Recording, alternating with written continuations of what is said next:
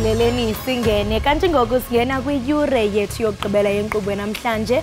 Wena ke uqale nathi inkqubo uzibonele ukuba sithululeka ngakoko kweliselwa lethu. Kwaye ke sinethemba lokuba ufunde nto nakudliwano-ndlebe besinalo malunga nomba wonyulo lonyaka ozayo. Kulo ke usandulungena kule yure ndingatsho ndithi kuninzi okukuphosileyo wena mbukelo wam. Kodwa ke asikayiqubudi le fatyi ngoko ke hlala nathi sizawuhlala nawe. Sithe ke siyonqandwa yilaa ntsimbi yokugqibela. Isendim lokoloku unonkanyezi kalubisi. Inkanyezi enomsantsa phakathi kwezinye ndihamba naye uMamtshali. Mbukeli sesingena ke ehoreni ke lokugcina ngci lohlelo Ekhaya Jikelele. Hayi wembukeli khona othi ayibo MC emcimbini bakwethu akeniyeke ukusibuza ukuthi hey nisekhona hey sizoyapi sikhona nganisemcimbini. Mbukeli ke sesingena ke ehoreni lethu lokugcina kanti njengamanje ake sibheke ihamba phambili.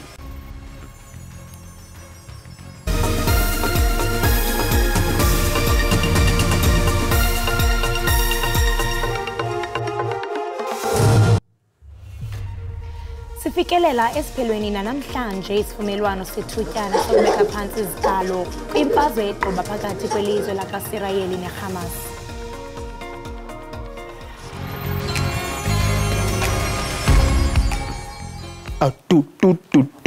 Hey, singambiza no chup. You know what it is, ngubixhosa lona hlala ubukele Ekhaya Jikelele from Monday to Friday sikuphathele zemidlalo, entertainment and current affairs. Ungaphoswa.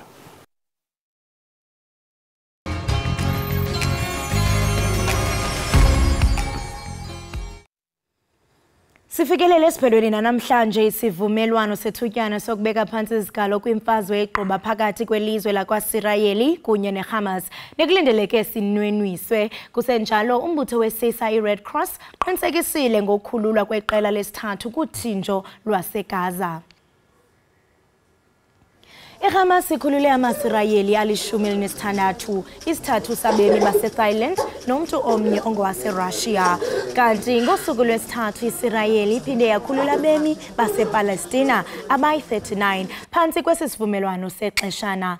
Eli qela ke liquka amanina amathandathu nabantu abatsha abaselula abangama-33.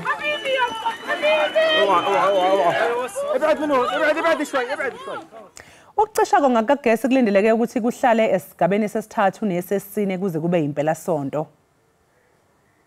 iEskom yehlisele ukucisha konga esigabeni sesithathu ngehora lesihlanu namuhla ekuseni izobeke isibuyisela kwesesine kusukela ngehora lesine namhla ntambama. Lolu hlelo kulindeleke ukuthi liqhubeke kuze kube uLwesine.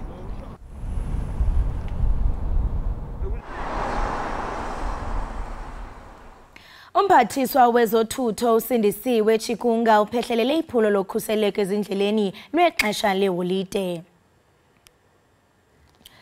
Umphathiswa uthi iphondo ngalinye linike umsebenzi wokunciphisa ukubhubha kwabantu kwindlela.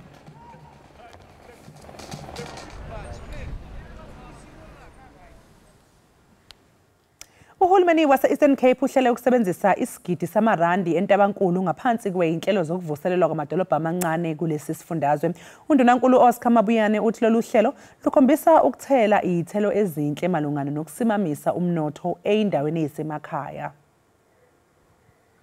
Uhulumeni wephondo uthi ukuvuselelwa kabusha kwedolobha ezazifudula zingaphansi kwephandle lasaziwa ngeTranskei kuzawuzisa amathuba emisebenzi kukwaphuhlisana zakhono kubantu abatsha. Izinkonzo ezihambisana nenkqubo yethu yokunyusa amandla emali ephondo. Uminister okanye uMEC wemali bethetha lonto izolo ba lento yenye yento efuna siyiqwalasele ukuba siqinisekise ba siyinyusa njani na irevenue yeprovince. Abantu abatsha bangaqeshwanga bayaxhamla kwinkqubo ezikumila nje. Izawuphinda isincedise kakhulu amathuba omsebenzi amaxesha amaninzi if afuna ilicense mhlawumbe ube nayo lo grade 12 but kufuneka uba iba nelicense ube unganayo, so izawusincedisa kakhulu. Siyabulela ngelithuba. Ndonwabe kakhulu ngale program because it will change my life since ndiqhamuka from a disadvantaged background, so I believe izawakwazi uba ndibambe phana phaya ndikwazi ukusave imali for uba ndikwazi uqhubeka ndiye esikolweni. Iinkokheli zasekuhlaleni zithi iinzame zokuguqula imeko yezoqoqosho nenhlalo ziyaziguquka kancinci nanjengoko ngoku kulommandla kuzokwakhiwa ikoleji ezawukwazi ukujongana nezolimo neenkqubo zokuvelisa umya. Incedise nekomkhulu eli lalapha ekhaya elwandle olubomvu likwazi uba nendawo yoba libe neofisi zalo, libe nendawo neyokungenela ii-community meetings njengoba sibona le holo enkulu elapha. Ithetha ukuthi ke ngosizama ukuncedisana nabantu. Abahlali bathi ukwakhiwa kwesibhedlela isiphethu kwenze imeko yabantu bakwazi ukufikelela kwiinkonzo zezempilo eziphucukileyo nanjengoko besoloko behamba imigama emide. Ngokwezi offices ezikhona apha zii-offices ezizokuba ngamangenelela kwiingxaki ezikhona apha ekuhlaleni, ingakumbi imicimbi echaphazela u-social development, imicimbi echaphazela u-home affairs, imicimbi echaphazela isipolisa, imicimbi echaphazela u-agriculture and rural development. Inkulumbuso yephondo laseMpuma Koloni ithi kungoku nje amajoni omkhosi okhuselo lizwe loMzantsi Afrika asathe gqolo eqhubeka ukokha iibhlorho ezilalini khona ukuze abantu bakwazi ukufikelela kwiinkonzo zikarhulumente. Ndinkululeko Nyembezi weendaba ze-SABC eNtabankulu. Njengoba izwe libheke esikhathini samaholide okuphela konyaka, iziphathimandla eminyangweni wezokuthutha zikhathazekile ngendlela abashayeli abayiphatha ngayo uma kuyilesi sikhathi. Ngaleyo ndlela ke iziphathimandla zithi zizoqina inhlelo zokuqinisa ezokuphepha emgwaqeni. Iphondo laseGauteng lelinye lamaphonda nengozi ezininzi kweli. We are deploying personnel and technologies across the country, especially in high-risk accident-prone areas, to prevent incidents and accidents by ensuring all road users that they are safer on our roads. Nanjengoko kulindeleke ukuba unyuke umthamo wezithuthi ezindleleni, amagosa ezendlela aza kunyusa umxakatho kweli xesha leziyunguma eqinisekisa ukhuseleko ezindleleni. Aceba ukucutha inani labantu abaginywa zingozi nebeli ku-1,560 kulo nyaka uphelileyo ngesiqingatha. It is for this reason that we have given each province a target to achieve in this festive season, to ensure that we can move our country on a solid trajectory towards the attainment of the 2030 target of having road fatalities. Iphondo laseGauteng, KwaZulu-Natal, iMpuma Koloni, iNtshona Koloni, iLimpopo neMpumalanga ngawona maphonda nabaqhuba bathe gqolo besophula imithetho yendlela kwaye lamaphondo aza kunikwa ingqwalasela ngeli xesha kwiinzame zokusindisa imiphefumlo. We must pass the law to ensure that as soon as you drive a car, you must not taste alcohol. We can't allow people to drive drunk in our streets and kill people in our roads. Ukanti amagosa ezendlela wazukuveza zinyo ngakwabo bathe gqolo besophula imithetho yendlela. It's going to be the coastal area. It's going to be everybody going heading north in terms of the bushback reach and all these other issues. So we'll be dealing even at the borders. So what is going to be very important, all the major national arteries, we're going to be there, stationed there, dealing decisively with the elements that we have spoken to.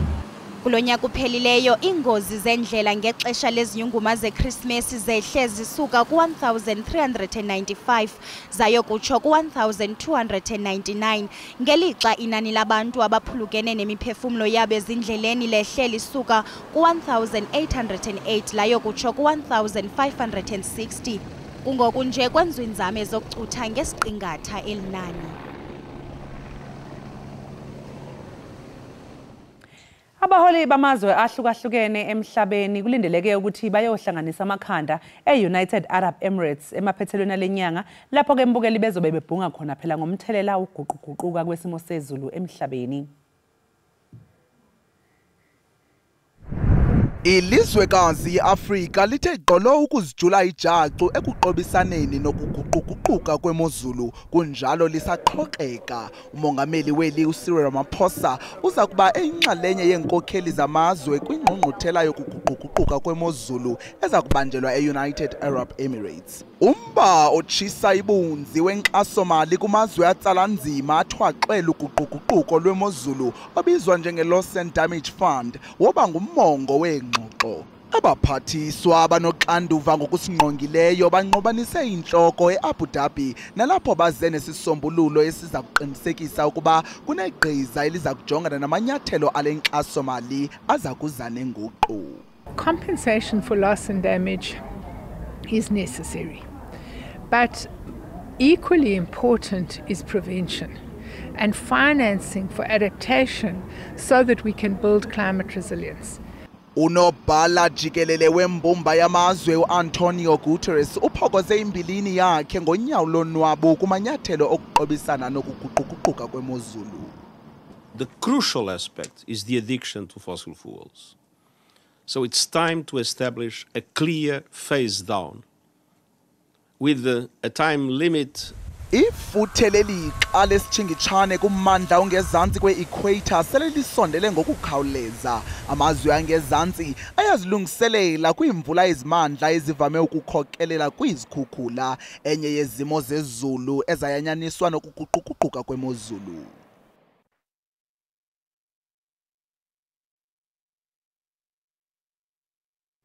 Inkulu baphathiswa yaseMpumalanga uRifilwe Mchweni Tsipane umemelele kumagosa onyanzeliso mthetho enze nangakumbi ukhusela abahlali ngexesha leziyunguma. Phethelele iphulo lokhuseleko ngexesha leziyunguma eMiddleburg ephelekwa ke komkomishanala wamapolisa kwiphondo uSimakeleng Manamela namanye ke amagosa karhulumente. Mchweni Tsipane uthi amapolisa aza kuthi chithisa kangeli xesha.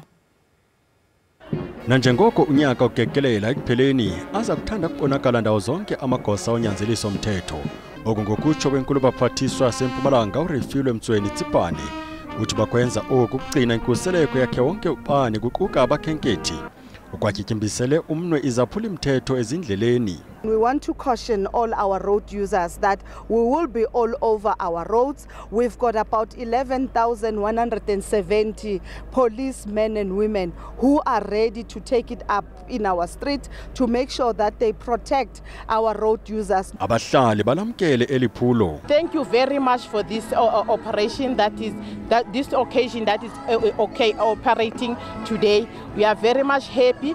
Crime is so high here in Steve Tshwete. And we know that all the policies will be visible. Njengenxalenye yeliphulo kuza kutyelelwa indawo zentselo kungaphungiswanga. Liquor consumption is a problem in the province, and the taverns that we are having in the province is also contributing more on the issues of crime. Now we are saying to the legal tavern owners that they should be made aware of the precautions that they should be taking care with the people that are coming to consume alcohol. Umkomishinala uthi baza kuthawuziswa ingalo yomthetho abanini izindawo zentselo kenje bafunyaniswa bengawuthobeli umthetho. Umongameli we-ANC uMnumzana Cyril Ramaphosa ukhokhela iphulo le-ANC loga inkxaso kwibala laseBambana nakumasipala wasejozini kumantla ephondo laKwaZulu Natal. Njengoko kaloku ichitha lempelaveki ekayela inkxaso yonyulo yonyaka ozayo iqela lakhe lilawulayo ye-ANC. Kudlule isikhathi eside lenkinga yamanzi niloku niphila nayo. Futhi kwaba namapipe wayefanele ukuthi afakwe kwadlula almost 12 years lawo mapipe alele nje emgwaqweni. Kodwa manje soloku kwangena uComrade Senzo Mchunu. uComrade Senzo ngam appointa ukuthi abe ungqongqoshe wezamanzi. Uma ngikhuluma naye wamangala wathi hayibo eyamanzi ngathi wena kuphela ozokwazi ukuthi uxazulule le ndaba yamanzi kulo lonke leli lase South Africa. Namanje uComrade Senzo uyawenza loyo msebenzi kusuka eLimpopo ukuya eWestern Cape ulungisa indaba yamanzi. Nala indaba yamanzi lapho ejozini dam uyayilungisa. That's why namhlanje singene emzini kababa uShongwe nomama uShongwe nomama uMathe ngawabona ngawamamehlo ukuthi ngempela amanzi afikile. Okamanje ke mbukele ke siphosa amehlo ke sibheke kwisimo sezulu.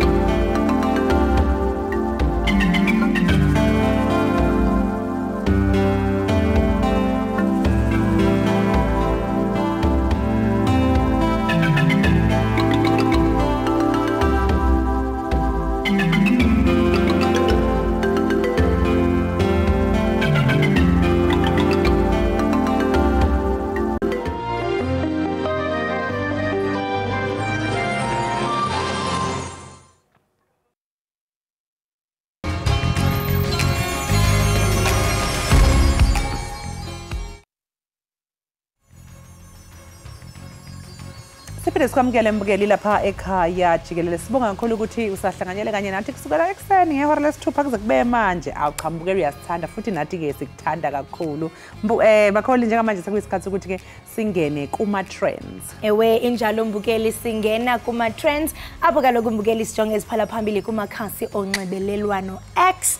Nowayesaziwa kololo kunjengokuba ungu-Twitter. Kanti ke mbukeli i-hashtag yokuqala iyatsho phayana ithi #Patriotic Alliance yesibini #Zahara. Kanti ke mangabe siqala nge-hashtag yokuqala ye-Patriotic Alliance mbukeli ngaphambi nje ukuthi nje ke sidikide sikutshela sikwenzakalani ake silalele nansi ke umfanekiso olandelayo. Alakan haystugan abahambe abahambe. We don't want illegal foreigners here. Where the PA, after we've been sworn in, I'm going straight to Rahima Musa Hospital, where we're going to switch off the oxygen of illegal foreigners. Ake mbukele njengoba ke sesibonile ke lo mfanekiso umholi we-Patriotic Alliance uGayton McKenzie yanobenza inkulumo ethula inkulumo masimuzwa laphana nje ke masingabe singakutshela mbukele ukuthi uthini ngolimi likaMageba usho khona impela ukuthi cha bona nje njengenhlangano i-Patriotic Alliance ababafuni nje ke abantu abaphuma kwamanye amazwe abalapha eningizimu Afrika ngokungemthetho. Kanti ke futhi ke uphinde futhi ke wathi uhulumeni oholwa i-ANC ukhohlwe nya yingqinamba eyibhekene nabantu bakulelizwe ukusho lokho ke enkundleni yezemidlalo iOrlando eSoweto. Phakathi kwezinye izinto athe wazikhankanya uthi ke bazakuzisa inkonzo kubantu abatsha xa ke ufikelela kwiminyaka eli-18 uzoya emkhosini awuzubhatalwa i-350 yokuhlala ekhaya. Baye baphefumula ke pha ku-X bachaza intambo masive mbukela into yokubana baphefumule besithini. Usadiki uthi Gayton is a coward. He can shout for all he wants, but he's failing to address his friends in the Cape Town gangs who kill people every day. People are people killed. Drug abuse is on the rise in the Western Cape and he does nothing about it. But somehow he's gonna just change the country. Ake sizofuthi omunye ke umbukela ukuthi uPaule wathini. Only God knows uthi so he's saying the first thing he will do is commit murder. Then he also says he wants mass deportation, so he's going to mass deport dead bodies. Yane, politics are difficult. uyaliveza ikhwiniba lakhe Only God Knows esisho into yobana eyona nto yokuqala afuna uyenza kukuba abe kanti wenza ulwaphulomthetho ecacisa ngakumbi esithi ukubulala. Chuncembe sijonge bathe babhale bethini. Muhammad uthi yena, I'm considering voting for him. My vote might not change anything, but he deserves a chance. Kanti ke bolima besiqhubela phambili ke sibheka i-hashtag yethu yesibili ethi #Zahara. #Zahara Mbukeli. Izindaba ke singatsho into yobana zichulumancisi konke ezi zikaZahara. Kanti ke amaRhe athi imvume ethandwa kakhulu uZahara ungeniswe esibhedlela emva kokugula esekhaya. Uye wabe kanti ke Mbukeli uyahlala phaa kwi-ICU isithuba esingangeveki ngenxa yokonakala kwesibindi. Into leyo ke ebangela ukuba kufuneke uqhaqho fakelo lwesibindi. Umndeni ke kaZahara owaduma ngecwecwe elithi Loliwe ubungakakumemezeli ke lokhu ngokusemthethweni Mbukeli. Ake sizwe ukuthi abantu baphefumule bathini. Umbhele uthi, I'm sending strength and healing to our lovely sister Zahara. That woman is a treasure to us. Her music gave some of us hope and we healed a lot from it. So we definitely owe it to her. Heal, my lovely sister.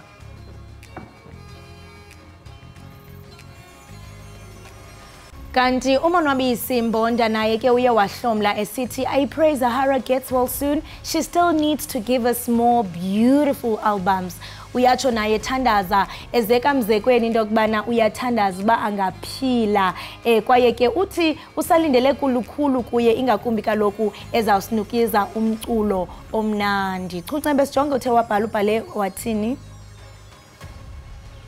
Jikelele uthi, I'm not someone for pointing fingers, as for will always point back to me. So get well soon, Sisi. We need you back doing what you do best. Jikelele uthi, I'm not someone for pointing fingers, as 4 fingers will always point back to me. So get well soon, Sisi. We need you back doing what you do best. Uyasho yena ukuthi hayi yena akasiyena ke umuntu ohlulela abanye abantu emfisela nje ukuthi sengathi ke angalulama ngokusheshsha uZahara. Nathi kaloku apha ekhaya Jikelele siyathemba into yobana sisi wethu uze ulwe kweso sibhedlela ukuso. Nathi ke singuMzantsi Afrika sibambene ngezandla ezinye sisithi Zahara phila ntombazana. Sisakulindile kwicandelo lomculo. Kanti ke Mbukeli kukangaka ke siniphathele kona kumaqonga kaX. Singathanda kaloku ukunikhumbuza uba izimvo ezithe kaloku zahlonywa ngizezabantu ababhalele ikhasi likaX zingenanto yokwenza nalo iziko le-SABC lihaye okanye le nkqubo ijongileyo i-Ekhaya Jikelele. Sisithi qhwike Mbukeli evenkileni ungagungqi.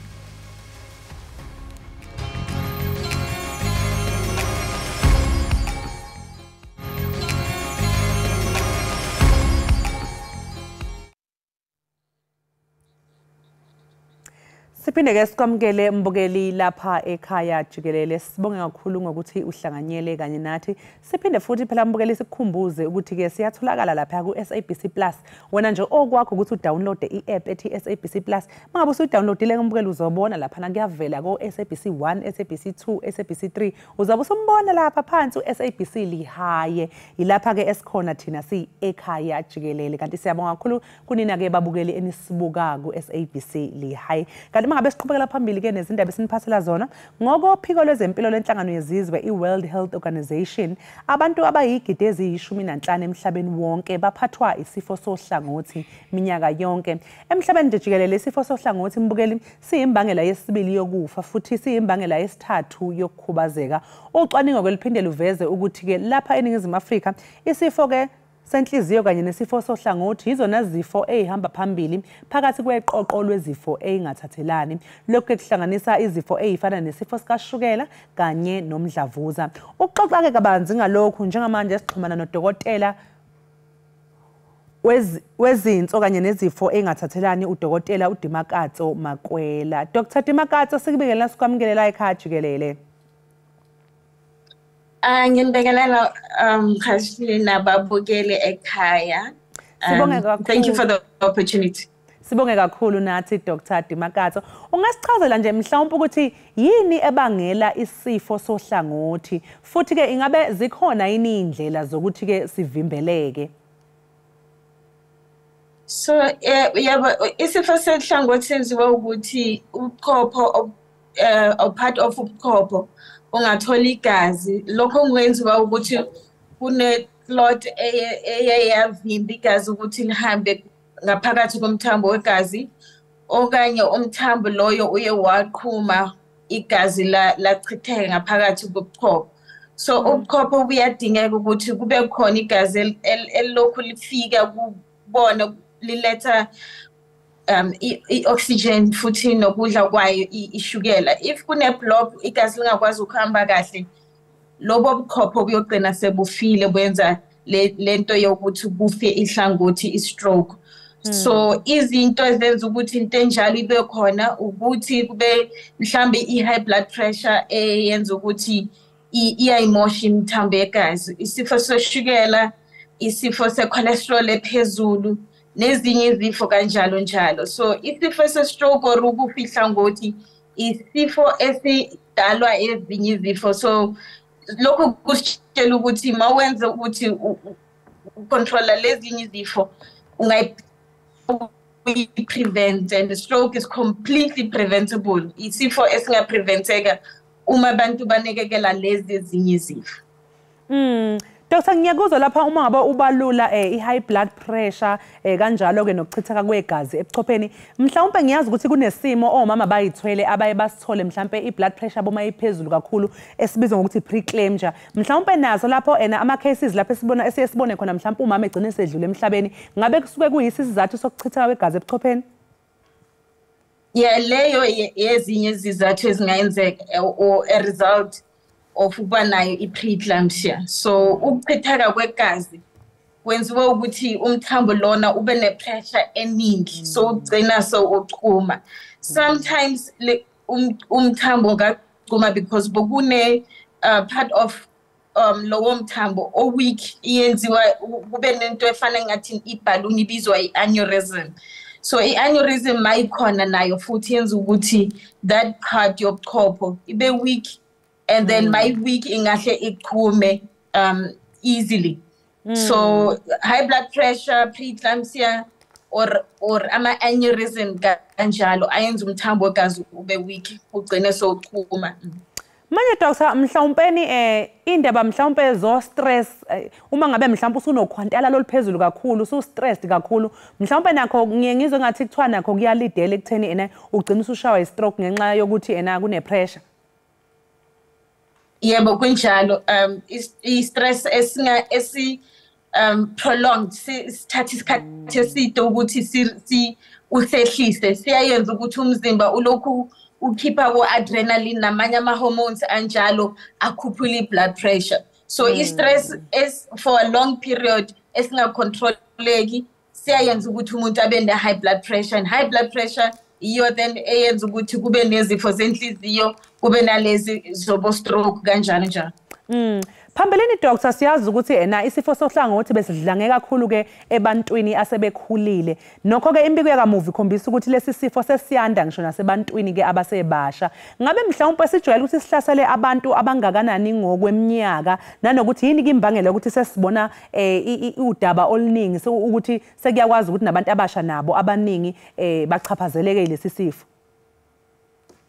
So isizathu sokuthi sibonakala kubantu abadala yebo kuyimpela ukuthi abantu abasebakhulile i-risk yabo ye-stroke iphezulu kakhulu. It's because umzimba ma ulokhu uthi uyakhula naloyo mithambo yegazi nayo in age ba affected ayisase strong njengaqala, inhliziyo yakho ayisase strong njengaqala, abo high blood nabo shukela nabo izifo attack abantu abasebakhulile kakhulu. So that's why i-stroke ilokhu isifo sabantu abasebakhulile. But into eyenzeka manje ukuthi abantu baqala ukugula lezi zifo basase bancane or earlier ages because of i-lifestyle yethu.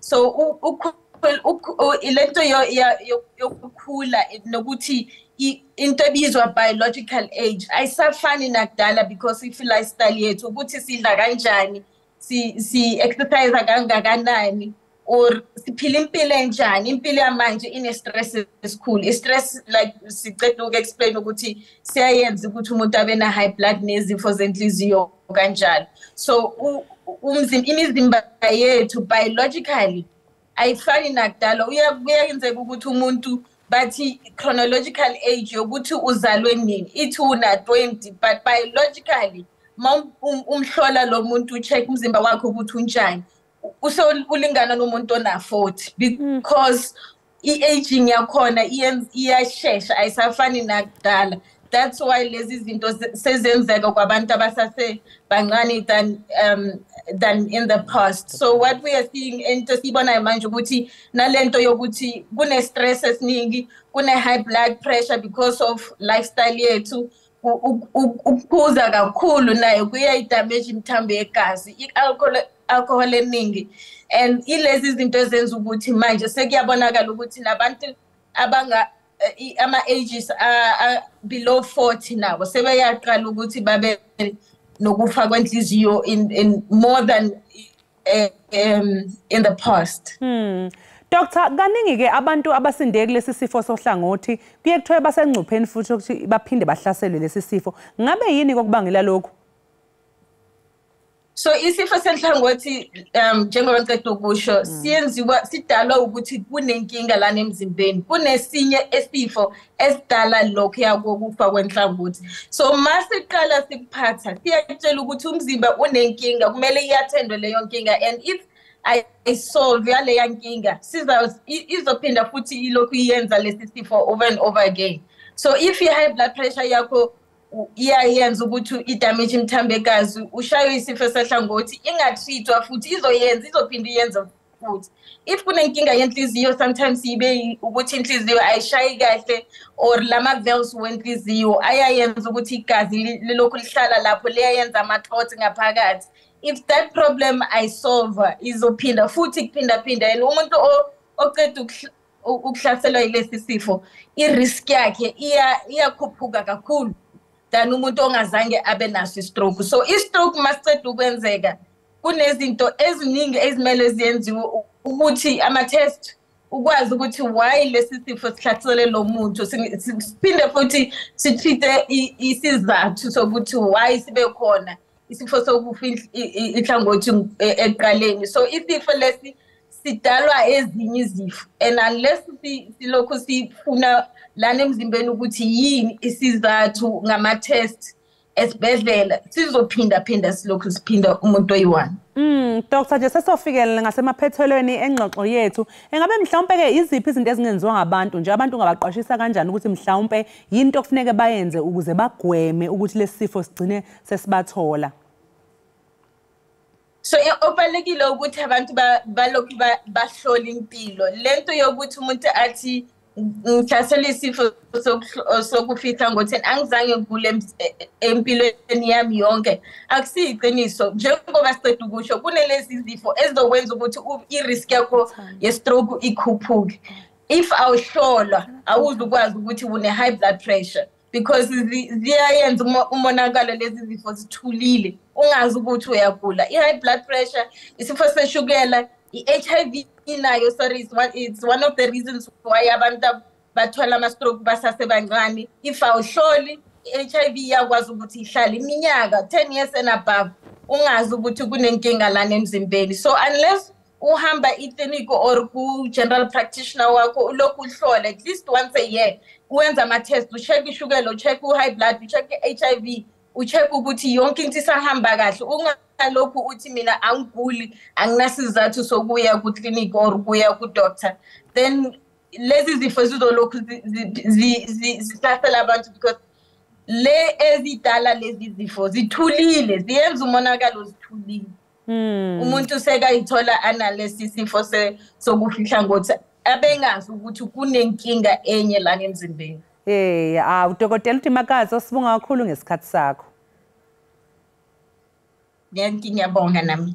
Labo-ke mbukeli bekuwudokotela uDimakazi oMaqwela besixoxisana naye mayelana nesifo sohlangothi. Okwamanje sinje qu 8 sizobuya emva komzuzwana.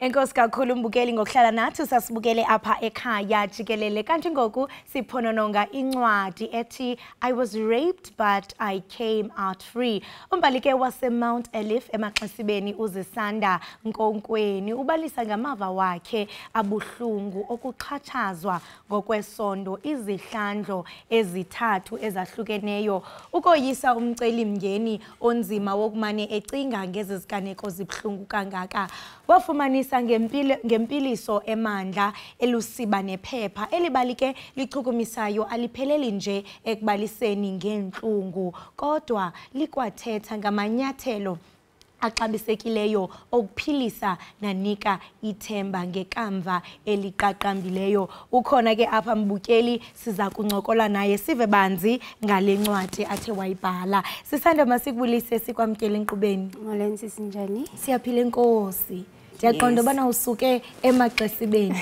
wayikhombe yeGauteng nakanjani siyakwamkela kusekhaya ke apha ekhaya jikelele ezisanda wathatha usiba nephepha waphosa imbilini yakho wazityandikila ngamava wakho apho usisho into kubana I was raped but I came out free yintoni mhlambe yakukhuthaza uba ubhale ngento enzulu olhlobo yakwehlelayo iminyaka emininzi ne ndandihleli with this ndingayazi uba ndizoyithini kodwa ukuncedakala kwam ndaye ndaqonda uba bangaphi abantu out there abadinga ukuncedakala that's where passion yam yokubhala ngale ncwadi yavela khona it was no longer about me kodwa abanye abantu phangaphandle uthetha ngabanye abantu because I'm looking at the table of content uyiqala phansi ngebali lakho the pain forgiveness breakthroughs nako konke ndiqinisekile xa ubhala le ncwadi ndiyafuna into yobana usikrobisele into yobana ubukwesiphi stage of healing and xa uzawubhala ngento mhlawumbe eyakwahlalayo usacinga mhlawumbe kuvuka nezamvakalelo zoba yo this is how I felt at that moment mhlawumbe ubreak it down ungasichubela nje banzi about the healing process nawe ube ubhala le ncwadi kona akululanga xa wehlelwe sesisimo sokudlwengulwa ayonto ongavele uvuke ngomso uqonda ba sewule uright idinga ixesha futhi ixesha elininzi even namhlanje ndisathi work on it kodwa the healing process mna yaninceda kakhulu I realize into yokubana I have to meet uZisanda endingamazi because okoko impilo yami iseboxini ndingayazi bana ndingakhutshwa ntoni ukuncedakala kwam I went to the place ekuthiwa iPlum Line kulapho ndadiscover khona uba ngubani uZisanda kahle kahle then I came back ke ngondazosebenza mna xa sendibhala le ncwadi yonke into kwakungathi iqalela phansi inhlungu endandikuyo kodwa ndabe ndizixelela uba ndiyaqhubeka ndayibhala le ncwadi because it's not all about me. Yeah. But you are sharing the story to Yes. heal nabanye abantu. Abanye abantu. And I mean, you break down, uthetha apha ngamanxeba emotions, the healing process, we overcome njani rejection, learning to love yourself again. Uhlule ke ngoku past because now you are getting to know the new Zisanda omtsha because uthi ebe boxed kule ncwadi yakho ndiyarhalela into yobana ezinto endithe ndazibalula uzityhilelele njani umfundi wencwadi okokuqala ne thina siyathanda ukungayi-accept into eyenzekile empilweni yethu singavumi ukwamkela uba esi simo senzekile ndidlwenguliwe number 1 ukuze udile ne-emotions zakho uqale kuvumeni ukubana ndidlwenguliwe uyi-understande ibe lapha kuwe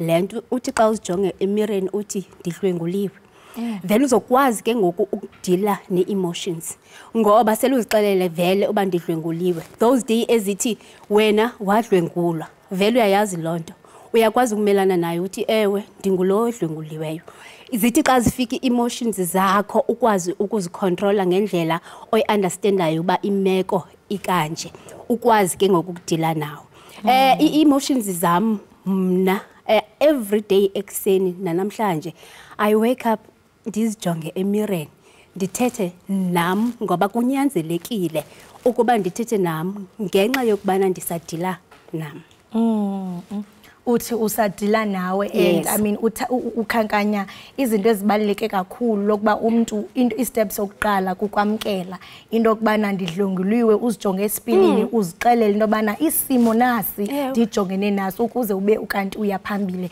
Ndiyarhalela kumava wakho kuba nawe akho nto esingathi mhlambe hayi wena i-situation yakho ibingcono ukudlwengulwa kuyafana. Ndiyarhalela ukuthi kule situation yakho nendlela mhlambe obhale ngawo kawaphi amava engcebiso onikeza umuntu othi mna andikakafiki mhlambe kweso stage sokwamkela ndisekwi-denial and kaloku njengoba usitsho into yobana xa ungekamkeli kutsho ukuthi awukakayi phambili. Uyabona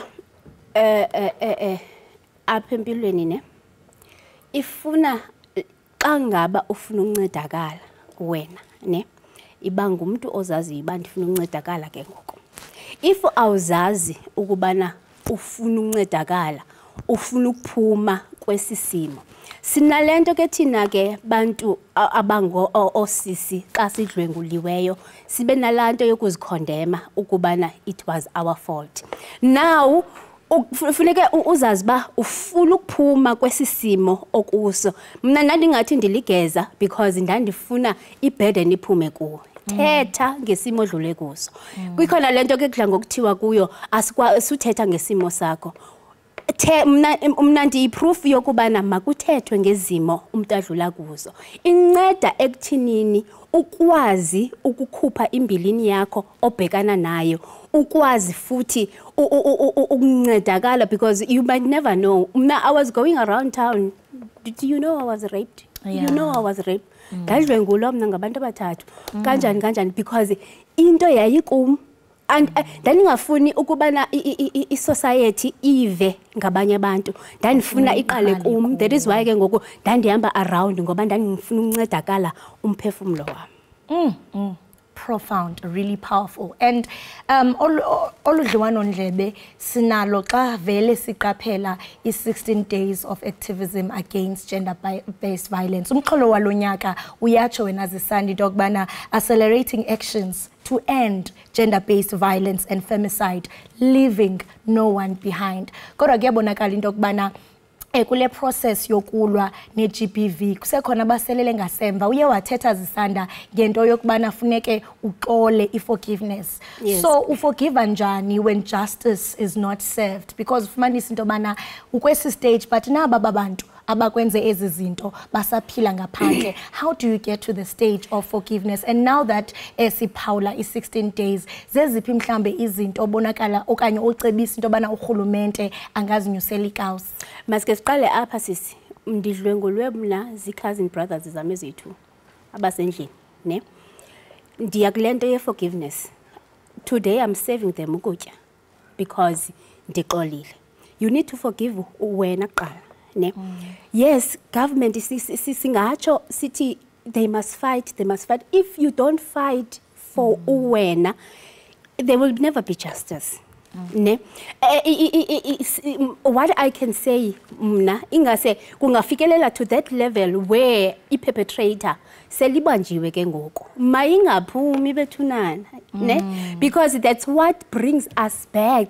Selumntu ke ngoku evulile icase ne ahambile wayombophisa umuntu 3 days down the line roaming around ufila njani. So mna what I can say apho ke ngenxa nje yexesha sibambe ngazo zozibini ngokuba uzityandikila kule desika yase Ekhaya Jikelele nokubalisa ngamava obomi bakho kule ncwadi. Niqinisekile nobukele Ekhaya uyafuna into okubana akhuthazeke qaba nje ifumaneka phi usinikeza inkcukacha? Isafumaneka kum at the moment ku 0786988947 on Facebook ndinguzisanda Nxokweni, Instagram zisanda_Nxokweni. Sibambe ngazini zisanda. Right, siqala siqonqotha ngolohlobo bukeli apha Ekhaya Jikelele. Besithatha naye kaloku zisanda ebelana nathi ngencwadi yakhe ethi I was raped but I came out free. Ndiyathemba bukeli into bana nawe apho ekhaya into yokubana uvuselelekile nakubeni nje ukulongcoba kaxaka enzima. Kodwa ke mbukeli abantu abafana nozisanda singathi into yokubana bayawuphila umzekelo into yokuba ungadlula nakwesiphi na isimo ojongene naso. Ngoko ke qina mbokodo kuyawuvela ilanga. Hawu sibonga kakhulu umbukeli ngokuthi uhlanganyele kanye nathi la ekhaya jikelele. Siyabe futhi kusasa ngesikhathi esifanayo ube nje nosuku olumnandi. Khosi, nisale kahle.